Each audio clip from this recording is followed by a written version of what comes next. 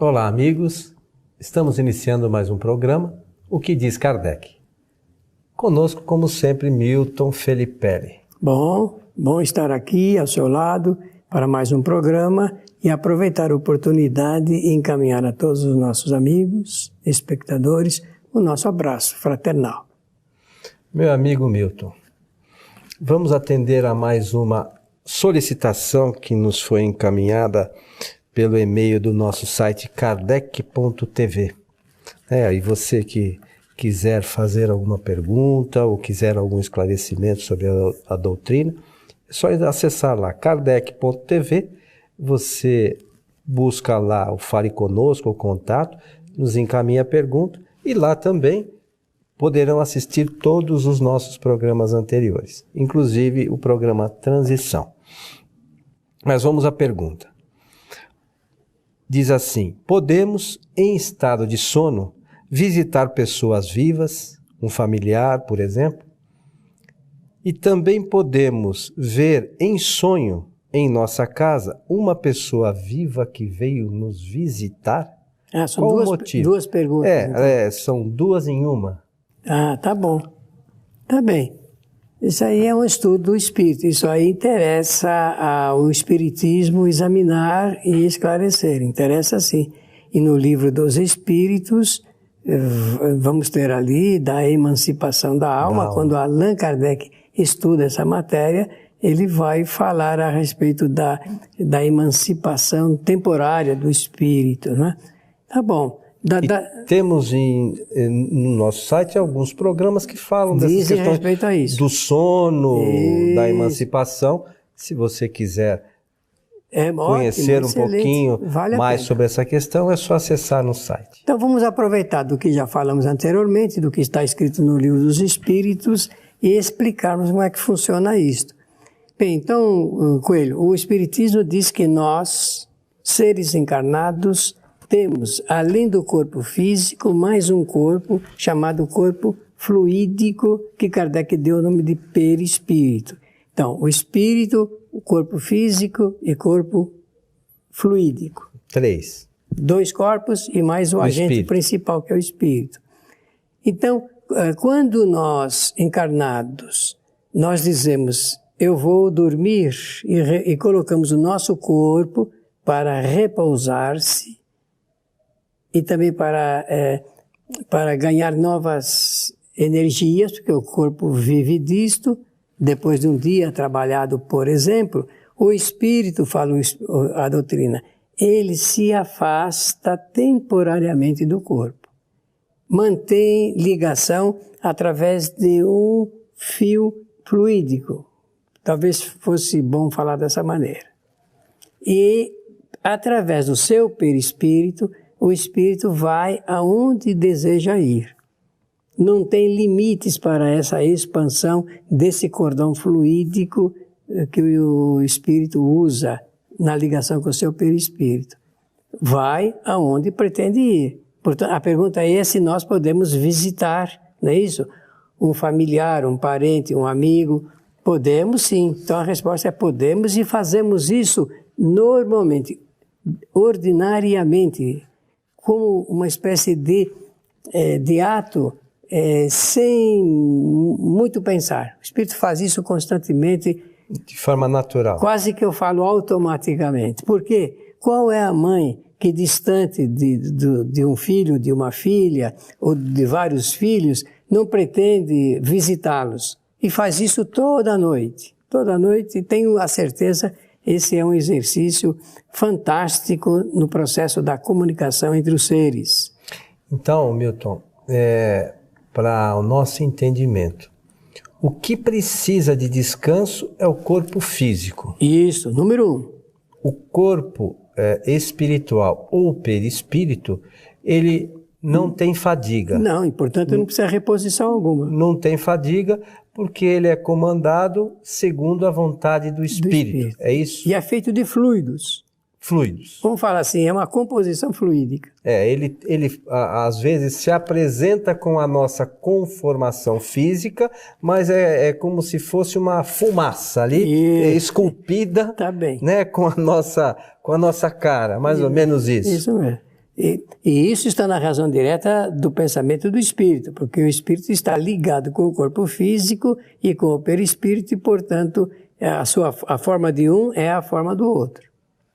E o perispírito está sempre ligado ao espírito. Mesmo quando o desencarne se dá, o corpo físico fica e o espírito se utiliza do perispírito no mundo espiritual, é isso? É isso mesmo. Foi interessante esse jeito que você falou, porque realmente o espírito ele se afasta e fica ligado com o corpo físico, mas ele não tem como se afastar do seu perispírito. Está sempre ligado ao perispírito. O corpo espiritual está sempre ligado. E segundo nos ensinam também os espíritos, à medida que o espírito evolui, esse perispírito, esses fluidos são mais rarefeitos, não é isso? A composição dele varia de acordo com o seu grau de moralidade. É o fator principal da formação do perispírito, se é leve, se é pesado e tudo mais, porque a matéria, fluido é matéria, está na condição do seu grau de moral, de elevação moral. Agora, uma outra questão que se abordou, esse perispírito, com o seu espírito, naturalmente, enquanto o corpo dorme, ele pode ir e vir para onde achar que deve. Posso, então, contar um caso para ilustrar isso? Por favor. Algum tempo atrás, quando falo algum tempo, é sempre alguns anos atrás, duas pessoas entraram numa discussão muito grande, pessoas que se entendiam, mas lá pelas essas coisas e fatores da vida, elas se desentenderam e entraram numa violenta discussão. E brigaram até. E por esse fato se desentenderam e se afastaram. Tempos depois desse fato, uma dessas duas pessoas, me contou que depois que aquilo aconteceu, um mês depois, ela sonhou que estava indo na casa dessa pessoa, que iria ser o seu desafeto aí, né, como se diz. E ele não sabia o que isso significava. Falei, bom, eu penso que significou um passo que você deu no sentido de harmonizar-se novamente, porque eram dois amigos que entraram nessa discussão e desentendimento. Tempos depois, a outra pessoa veio conversar comigo que também tinha acontecido a mesma coisa, tinha sonhado com essa pessoa. E falei, então não tenha dúvida nenhuma. Eu tratei de combinar um encontro entre eles, exatamente para explicar o significado desses sonhos, porque os dois se lembravam e passaram novamente a ter a amizade restabelecida. Interessante, né? Claro, porque mostra que isso é usual, isso com frequência, isso acontece na vida de todos nós. Mas quando a gente retorna para o corpo físico, não é que a gente esquece, a gente não lembra desses acontecimentos e não lembrando não dá a mínima importância a uma coisa que é de muita importância e séria. Mas existem casos, nós também já comentamos, mas só para ilustrar, Milton, existem casos de sonhos que não têm o menor cabimento e às vezes as pessoas nos escrevem perguntando. Isso às vezes tem a ver com algumas circunstâncias do dia a dia, não é isso? Preocupações excessivas. A ciência diz que até devido à ingestão de certos alimentos e tudo mais, as dificuldades orgânicas para assimilar alimentos pode criar coisas assim extravagantes no espírito, né? E existem sim cenas que são muito sem sentido e que aterrorizam as pessoas. Esse é um lado. O outro lado, também existem espíritos que são maus, digamos, que querem assustar e criam também essas cenas extravagantes para atender os seus propósitos, né? De desconfortar as pessoas. E alguns, às vezes, passam maus bocados. Sim, quando a pessoa não tem conhecimento, porque o recurso espírita, a sugestão, é sempre dela fazer uma prece para o seu espírito protetor, sempre com bom ânimo, boa expectativa, agradecendo pela vida e pedindo socorro espiritual para atender essa necessidade. Com certeza, com essa providência, ela consegue resolver. Essa questão que você está falando da prece para o seu protetor se preparar antes de dormir. É isso?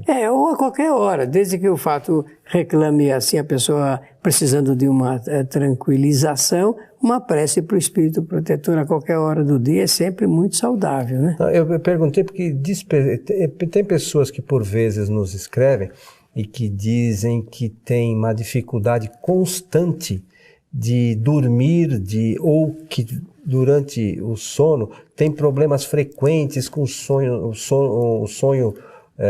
conturbado, com dificuldades.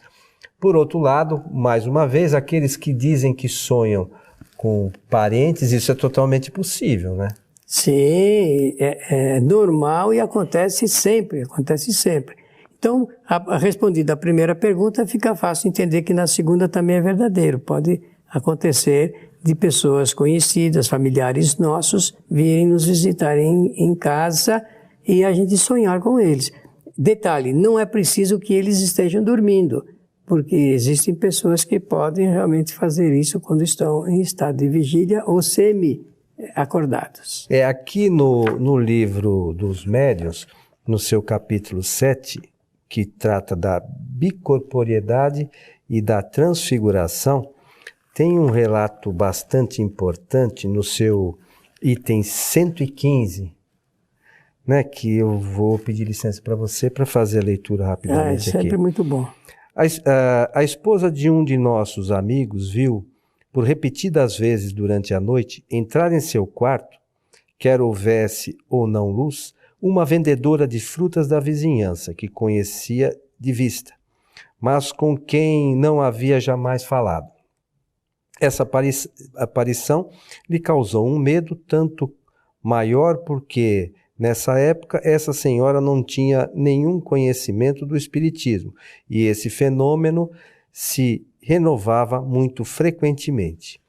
Ora, a vendedora estava perfeitamente viva e a essa hora provavelmente dormia, enquanto seu corpo material estava em sua casa, seu espírito e o seu corpo fluídico estavam na casa dessa senhora. Por qual motivo? É o que não se sabe. Em semelhante caso, um espírito iniciado nessa espécie de coisa teria perguntado: mas disso a senhora não teve ideia? Cada vez a aparição se eclipsava sem que ela soubesse como, e a cada vez também, depois de sua desaparição, ela ia assegurar-se de que todas as portas estavam perfeitamente fechadas e que ninguém havia podido se introduzir no seu apartamento. Esta precaução lhe prova que estava bem desperta e que não foi joguete de um sonho. De outras vezes, ela viu do mesmo modo um homem que não conhecia, mas um dia viu seu irmão que estava então na Califórnia. Tinha a aparência igual e de uma pessoa real, que no primeiro momento acreditou ter retornado e quis lhe dirigir a palavra, mas desapareceu sem lhe dar tempo. Uma carta recebida posteriormente prova-lhe que não estava morto. Esta senhora era o que se pode chamar uma médium vidente natural. Mas nessa época, como já dissemos, ela não tinha jamais ouvido falar de médiums.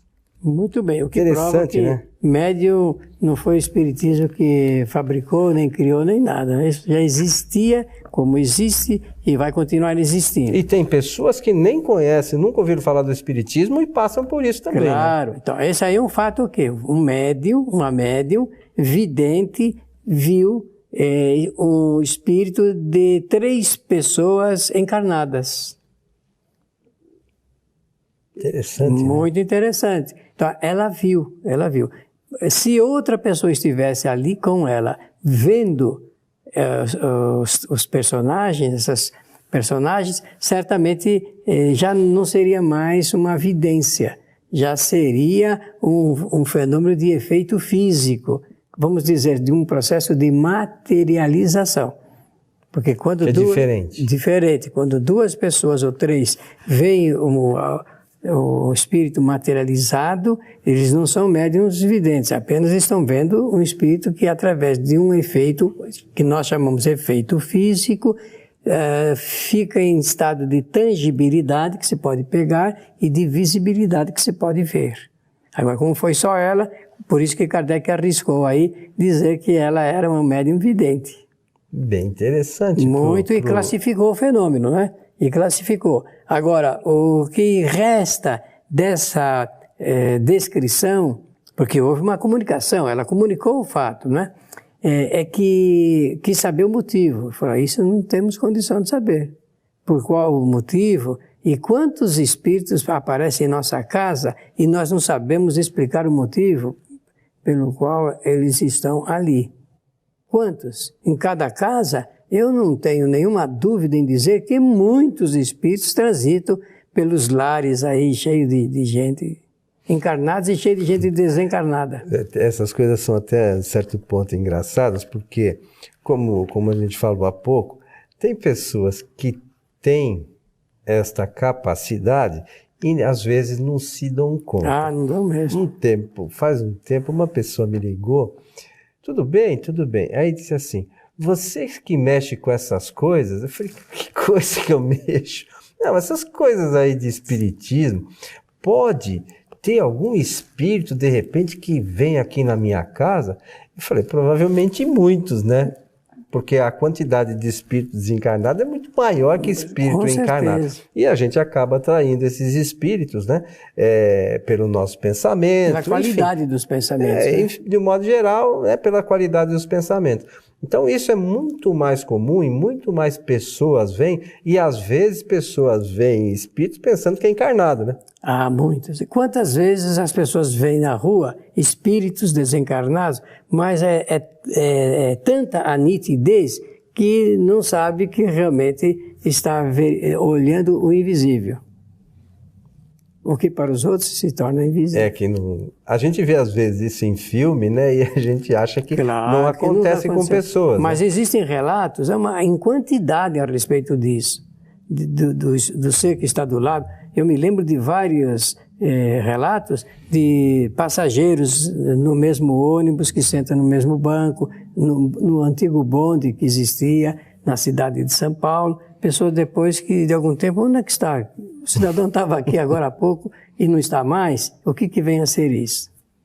Então existem muitos relatos, né, que comprovam a existência dos espíritos, que comprovam certos tipos de mediunidade, mas basta que nós estudemos um pouquinho essas questões, né, Milton, para termos ideia do funcionamento disso, né? Com esse particular interesse que você teve, particular atenção, de pegar no livro dos médiuns essa descrição. Quantas vezes as pessoas já leram, mas não tinham notado que podiam até dar uma classificação para esse tipo de situação. Agora, observe que interessante. Quantos passageiros no metrô, nos ônibus, no antigo bonde, nos trens, que estão se transportando ao lado de pessoas vivas? Uma quantidade muito grande. Por quê? Porque eles se imaginam ainda encarnados. Muitos, né? Muitos se imaginam encarnados e que precisam tomar o trem, tomar o bonde, o avião para chegar. Eu mesmo cheguei a conversar com espíritos que vieram de Salvador, indo para a rodoviária lá em Salvador, pegando o ônibus junto das pessoas que pagaram e veio dentro do ônibus e parar em São Paulo, aqui depois não sei de quantos dias aí. Imagina você que coisa interessante. Isso prova também que os espíritos estão aqui à nossa volta, né, Milton? Está tudo aqui, é misturado, é por isso que eu salientei o fato, é só por isso, para mostrar que eles estão misturados e também porque a pergunta naturalmente faz referência aos motivos pelos quais isso acontece. Acontece porque estamos todos nessa mesma embarcação. E Kardec fala no Livro dos Espíritos que nós estamos nos acotovelando com os espíritos. Palavras, né? Do codificador. Que isso significa que estamos aqui lado a lado, né? Estão disputando espaço com a gente, e se bem que estão numa outra dimensão e, portanto, não precisam se preocupar com o espaço, não. Meu amigo Milton, estamos chegando ao final de mais um programa, O que diz Kardec. O que diz Kardec é que nós devemos realmente estudar bastante. pela atenção, muito obrigado e o nosso abraço fraterno. E para isso, para quem queira estudar bastante, Kardec deixou um vasto material, que são as obras fundamentais do Espiritismo, para aquele que quer aprender e estudar. A você que esteve conosco, o nosso abraço e até o nosso próximo encontro.